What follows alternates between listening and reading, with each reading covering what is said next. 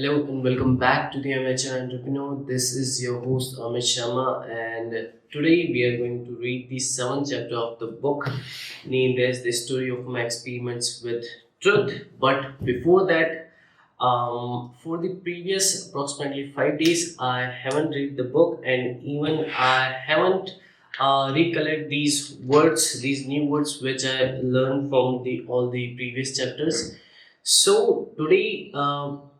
What we are going to do, like what I'm going to do is I'll try to recollect these meaning of these words. So let's see if I still remember those or they are lost in my mind. So let's start with the brief overview. From the brief overview, we got the three new words. First one is traverse. Traverse significantly means like uh, having a journey, like moving from one point to another, but not in the context of distance. For that, we have another word that's called travel. Then we have dormant, which means something which is currently at rest, but in the future it may be active. Then we have salvation. Salvation is like saving you from something really bad. Uh, like in Hindi, it's moksha. Then moving to the first chapter, birth and parentage. The first one is intrigue. Intrigue is secretly planning something in order to cause something bad to someone. Then we have carnal pleasures, which is mainly related to the physical pleasures. Then we have adment. Adment is like being steady in your own decision, even knowing that you are wrong. That's the meaning of admin. Then we have steed. Steed is same as instead, but in instead we are providing a substitute with a preference. But in stead we are just providing the substitute. Then we have fugitive. Fugitive is the person who is running away from authorities. Then we have waxes and veins, which is an item which literally means increase or decrease in the power or strength over a period of time. Then we have lent. Lent is like used in the context of borrowing. Then we have flinching. Flinching means taking a step back due to something unpleasant. Then we have intricate. Intricate is like complex, very large thing which is complexly interrelated. Then we have sluggish. Sluggish means something which is slow as compared to the normal. Then moving to the second chapter, we have six words. First one is lest. Uh, Last simply means avoiding the risk of. Then we have lament. Lament is like expressing very deep sorrow, very deep cry, we see in the funerals. Then we have agonized, which represents very deep worry or cry. Then we have indelible. Indelible means something which can't be washed or removed. Then we have ignorant. Ignorant is like someone who travels from place to place and doesn't have his or her permanent address. Then we have clung. Clung means hanging or like holding on something tightly. Then moving to the third chapter, we got six new words from the child marriage. The first one is preposterous, which means silly. Then we have betrothed, which is seen as engaged, but it is done by the parents of the couples on their behalf. Then we have horse, which means rough voice due to sore throat. Then we have Eclat. Eclat means a sense of brilliance. Then we have rankled. Rankled is like irritating someone to a particular extent. Uh, in Hindi we call it pagamat. Then we have hurled. Hurled. Okay, hurled is like throwing something in air in order to cause damage to someone. Then moving to the fourth chapter, playing the husband. And from the fourth chapter, we have about 8 words. And the first one is tenacious. Tenacious is like being steady in your own decision, or you could call it determined. Then we have fidelity. Fidelity means a quality of being faithful. Then we have brook, which means a small stream. Then we have guileless. Guileless is a kind of person who is really very honest and who don't know how to mislead or trick people. Then we have reticent. Okay, reticent. Reticent is the one who is not um uh, who don't want to talk about something. Yeah, that sort of. Then we have spurt. Spurt is like what we call that? Like we have that particular word, like motivating someone uh, to finish something fastly. Then we have devouring. Devouring is like doing something really quickly and finishing it. Then we have appetite, which means a really strong desire. Then moving to the chapter 5 at high school, there we have 5 new words. The first one is dunce. Dunce means stupid.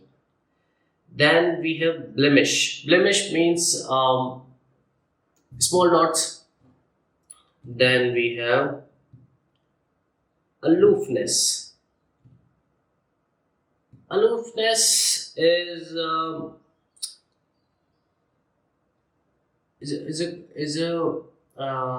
kind of thing that if you don't want to talk to someone, then you just separate yourself from them and just don't talk to them.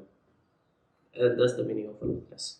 Then we have anguish. Anguish is very severe pain, experiencing very severe pain. Then we have vernacular, which is another word for mother tongue. And from those new words which I got from the sixth chapter, tragedy, forgot to wrote them down. Yeah, actually, I wrote those two, but I forgot where.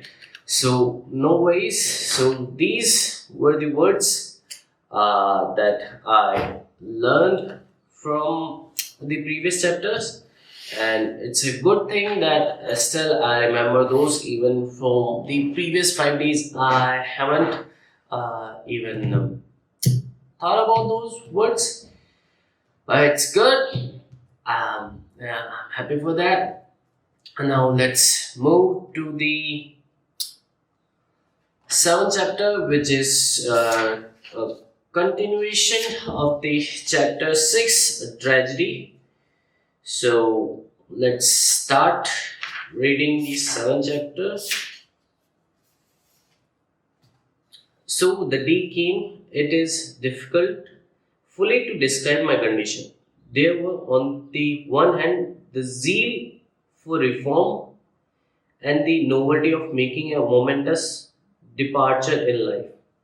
Another new word, zeal. Zeal is like great energy. So I'm gonna write that down. Zeal from chapter 7.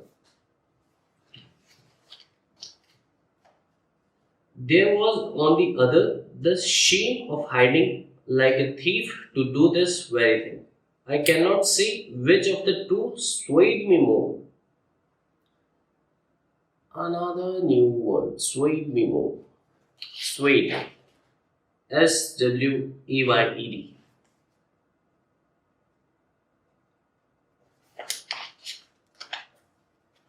We went in search of a lonely spot by the river, and there I saw for the first time in my life meat.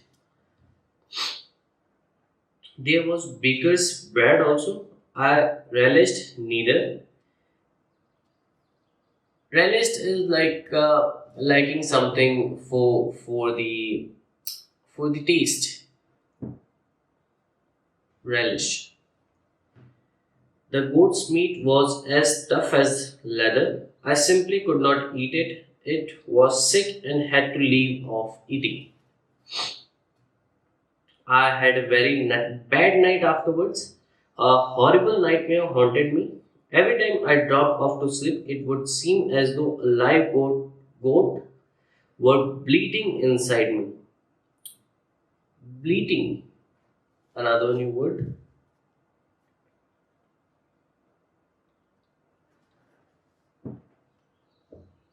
As and I would jump up full of remorse.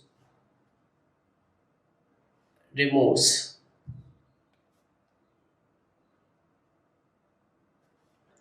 But then I would remind myself that meat eating was a duty and so become more cheerful. My friend was not a man to give it easily. He now began to cook various delicious with meat.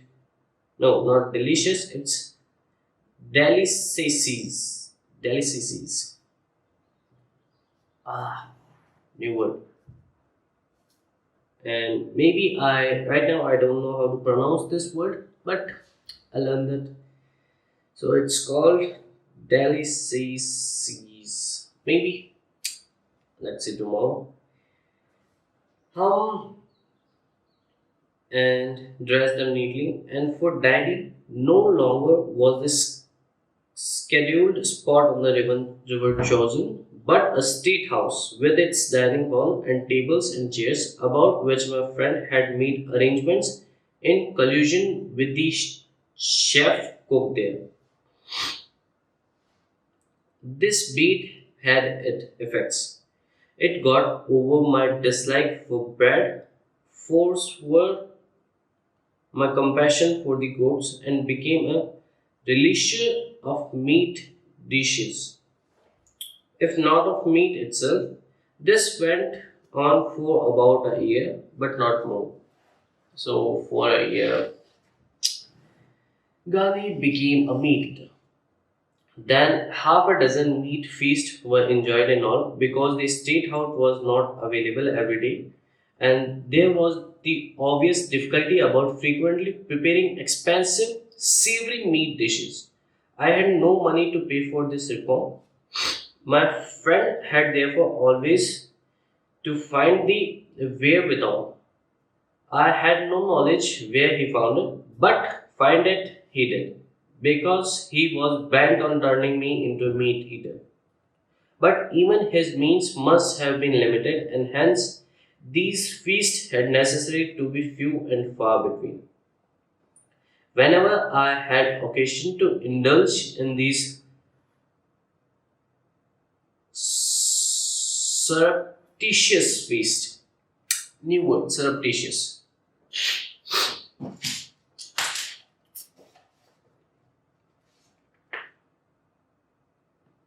Um, where was it? My mother would naturally ask me to come and take my food and want to know the reason why I did not wish to eat. I would say to her, I have no appetite today. There is something wrong with my digestion. It was not without compunction that I devised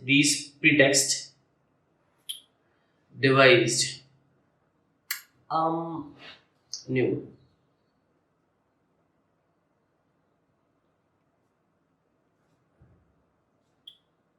another new word, compunction.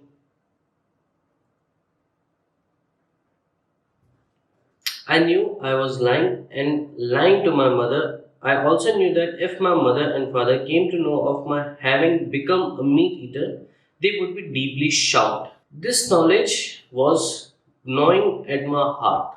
Another new word, gnawing.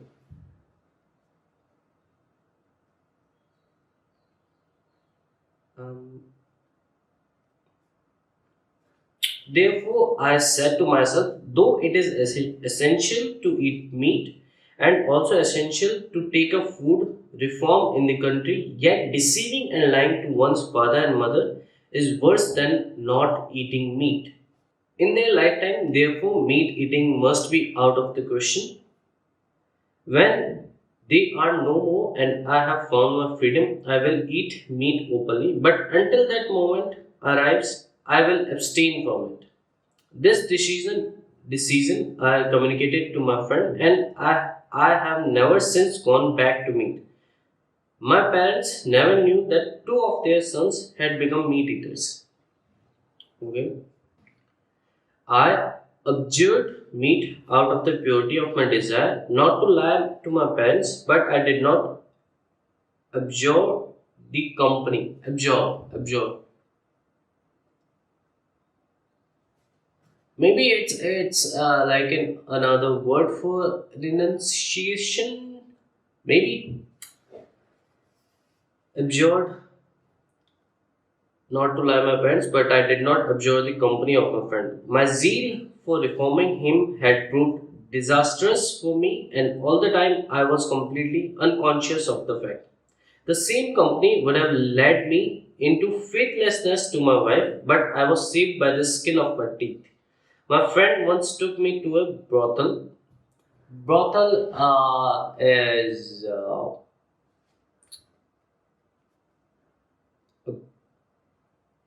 place uh, related to the prostitutes, like where the prostitutes lives. Then he sent me in with the necessary instructions. It was all pre-arranged. The bill had already been paid. I went into the jaws of sin, but God, in His infinite mercy, protected me against myself. I was almost struck blind and dumb in this den of vice. I sat near the woman on her bed, but I was tongue tied. She naturally lost patience with me and showed me the door with abuses and insults. I then felt as though my manhood had been injured and wished to sink into the ground for shame. But I have never since given thanks to God for having saved me. I can recall four more similar incidents in my life, and in most of them, my good fortune, rather than any efforts on my part, saved me. That's the good part. Like, if you believe in God, He will save you no matter what. Like situation, like the uh, whole nature will help you. Like uh, it will make you see the problem, and I'm not able to express my thought for that particular. I don't have words for that. If there is a problem, like if the suppose that this is a problem, this is you, and suppose behind this is God, and you are seeing the problem, and God will like without even touching the problem, He will bypass the problem. So this is how things happens to me, and I am damn sure that nothing can go wrong with me. From a strictly ethical point of view, all these occasions must be regarded as moral lapses. For the carnal desire was there, and it was as good as the act, but from the ordinary ordinary point of view, a man who is saved from physically committing sin is regarded as saved. And I was saved only in that sense. There are some actions from which an escape is a godsend both for the man who escapes and for those about him. Man, as soon as he gets back his consciousness of right, is thankful to the divine mercy for the escape. As we know that a man often succumbs to temptation, however much he may resist it, we also know that providence often intercedes and saves him in spite of himself.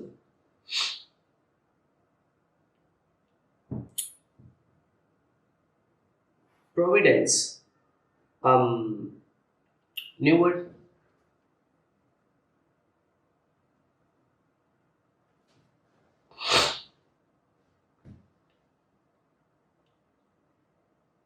How all this happens, how far a man is free, how far a creature of circumstances, how far free will comes into play, and where fate enters on the scene. All this is a mystery and will remain a mystery.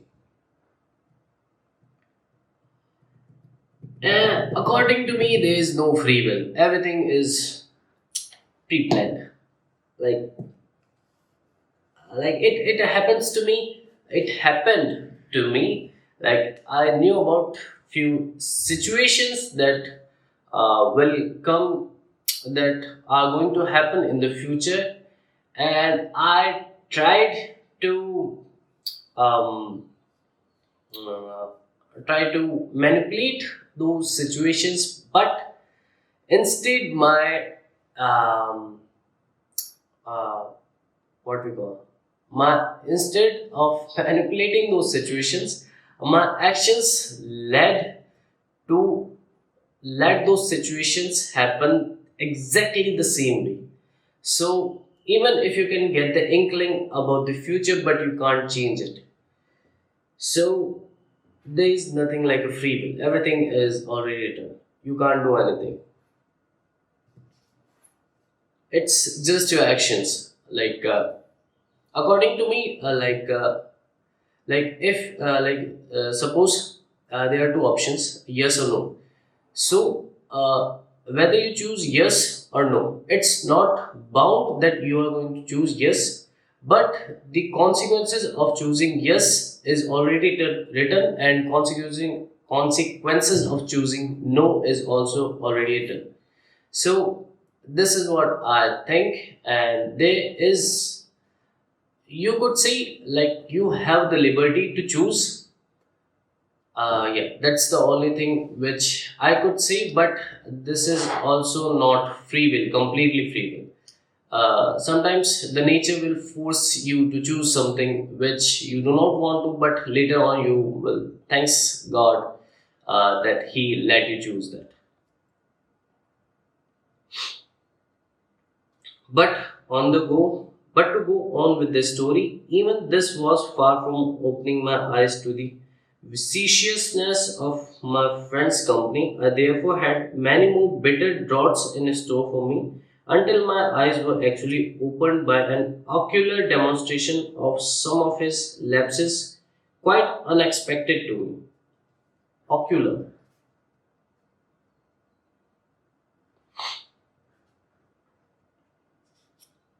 But of them later as we are proceeding chronologically. Okay. One thing, however, I must mention now, as it pertains to the same period, one of the reasons of my differences with my wife was undoubtedly the company of this friend. I was both a devoted and jealous husband, and this friend fanned the flame of my suspicions about my wife. Fanned, fanned.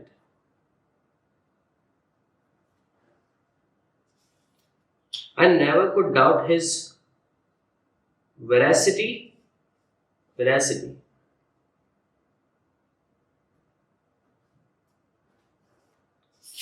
And I have never forgiven myself the violence of which I have been guilty in often having pained my wife by acting on his information. Perhaps only a Hindu wife would tolerate these hardships, and that is why I have regarded women as an incarnation of tolerance. Okay? A servant wrongly suspected may throw up his job, a son in the same case may leave his father's roof, and a friend may put an end to the friendship. The wife, if she suspects her husband, will keep quiet, but if the husband suspects her, she is ruined.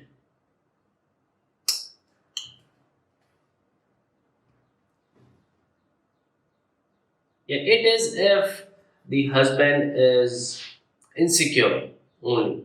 Then, if the husband is powerful, he knows that no one is as compatible as him. So he won't be. He's not going to ruin her life if he is powerful enough. So, like, if he is powerful enough, he is wise enough, then the reaction will be like she doesn't deserve the best.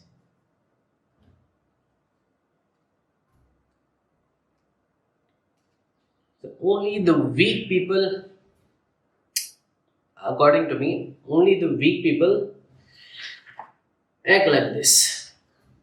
The wise people won't. But if someone is angry, I can't say anything.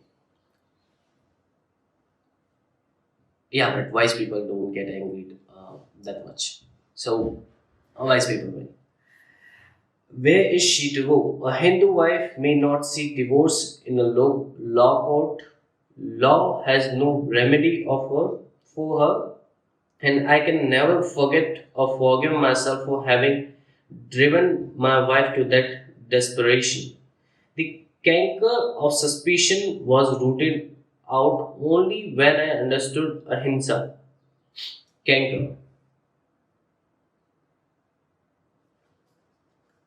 And all its bearings. I saw that the glory of brahmacharya and realized that the wife is not the husband's bond slave but his companion and his helpmate, and an equal partner in all his joys and sorrows, as free as the husband to choose her own path. Whenever I think of those dark days of doubt and suspicions, I am filled with loathing of my folly and my lustful cruelty, and I deplore my blind devotion to my friend. Okay, so this is the ending of chapter 7, which was the continuation of the chapter 6, named as a tragedy. And if I try to recollect the chapter 7, then before recollection, I must say I got 1, 2, 3, 4, 5, 6. I got 16 new words. And these new words are really from getting me frightened. Like how I'm going to remember all those. But let's see, time heals everything. So let's not worry about that. Let's try to recollect the chapter 7. So in this chapter 7, Gandhi went on, decided to eat meat. So he and his friend found a lonely place near the river, and they tried to eat meat for the first time, the goat. And for Gandhi, it was the meat was like leather. It was really hard to chew. Yeah. So it felt like leather to him, and but so he left the meat, and then again his friend didn't give up on that. Instead, he arranged some uh, relish dishes made of meat for him, but not at the riverside, but at at uh, at hotels sort of something. So they have the meat for the Gandhi eat the meat became the eat meter for about a year, and he thought that a meat eating was necessary, though, because it was the demand of the situation. Then after 1 year, he thought that even though the meat eating is really required, uh, but he can't uh, in sort of betray his mother and father, for whom meat eating was really a bad thing. So he no, so he thought of giving up on meat. After that, he thought that once my mother and father die, then I'll have the freedom. Then I'll start eating the meat again. But till then, I won't eat meat. So this is the time. Like after 1 year, he gave up on meat. But that was not the only one case. There were frequently others, though, also that his uh, friend did to corrupt, like, yeah, maybe I could use the word corrupt Gandhi's. Uh, I won't say corrupt, but like to what word we could use to to put Gandhi uh, under strain in this strain, not under in this strain. So after that, also his friend tried to do some other sort of thing, which Gandhi will chronologically tell in the upcoming chapters. Even though he mentioned that that friend was the reason behind his Gandhi's relation with Gandhi's bad relation with his wife, because this friend of Gandhi uh, gave some really wrong information about his wife, and actually it was not the fault of Gandhi's like Gandhi's friend. It was fault of Gandhi, because he uh, he believed what his friend said. He didn't observe it by himself. So it's really bad. So then he said that it was really bad for him, and yeah, he mentioned another case that that friend uh, took Gandhi in the brothel, and there he made all the arrangements. But the Gandhi just sat near the lady, and the lady got angry after some time. She said some bad words or sort of something to him, and showed door to Gandhi, and he left. And but he thanks God that that God always saved him from these kind of situations, which is a good part.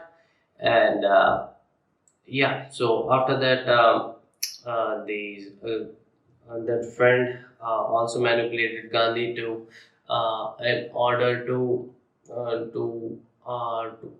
to make his relations with his wife really bad. But when Gandhi get to know about this thing, he was really ashamed of that. And Gandhi made a statement that women is the incarnation of tolerance. Uh, like uh, uh, friendship can end if a friend uh, gets offended, and a son could leave his father's roof, and if he got offended. But what about wife? She can't leave. Uh, uh, but At that time she can't leave, but right now it's possible. Divorce is good thing if the relationship is not working. Then we he also mentioned that like if there is what if there is another relation, uh no, there is like if husband have a relation with some other women, and if the wife gets to know about it, she will keep silent. But if the same thing happens vice versa, then the wife's life will be ruined. But this will happen in the case of what you could say, in the case of weak people. Strong people will make the another person pay. So yeah, that's yeah, that's my view. And then after that he said okay, and he came to knew about the ahimsa and brahmacharya, which is a good thing. And yeah, that was the end of the chapter. Chapter 7, named as a tragedy, which was continuation of the chapter 6. So this was the this chapter 7, and right now it's 4:41 in the morning. So even though I have to hit the gym, so we will meet you in the next video. Till then, tata, bye bye, and thank you.